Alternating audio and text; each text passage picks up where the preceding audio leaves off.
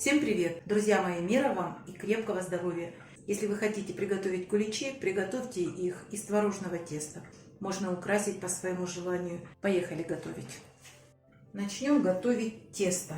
В миску отправляем 180 грамм размягченного сливочного масла. Вот такого размягченного.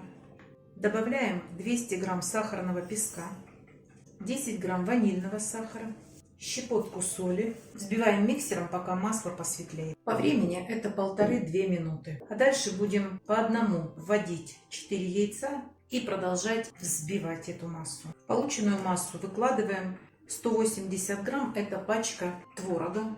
У меня 9%. И перемешаем до однородности. Высыпаем 300 грамм просеянной муки высшего сорта, 15 грамм разрыхлителя для теста.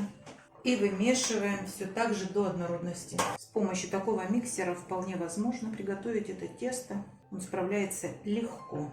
Как только перемешали до однородности, обязательно проверяем, не осталось ли неразмешанной муки. Обязательно проходим по донышку. Еще раз перемешиваем. Вот так проверяем. Готовьте в планетарном миксере.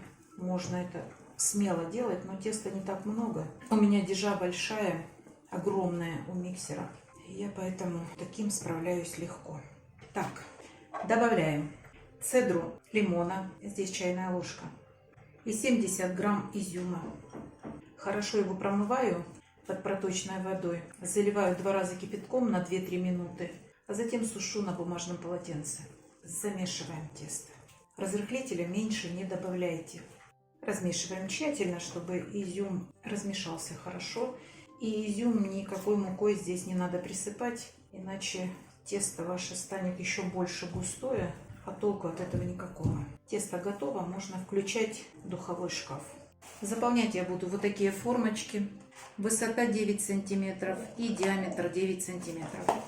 И в каждую формочку я буду примерно 300 грамм добавлять. Сейчас я разложу на 4 формочки и скажу вам, какое количество в каждую формочку надо добавлять. В каждой формочке примерно 275 грамм.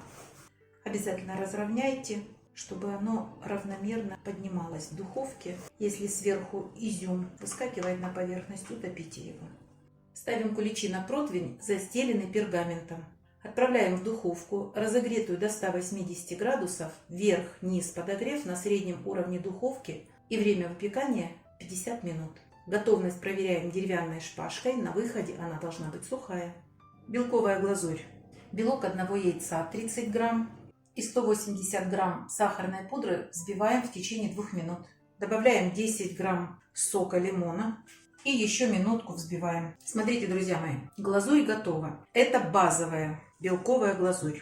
Если вы хотите, чтобы ваша глазурь по куличам такими струйками стекала, то обязательно ее разбавьте. Разделите на 2 части и начните добавлять воды буквально по несколько капель. И перемешивайте. Когда вы добьетесь консистенции, будет стекать такой струйкой, остановитесь.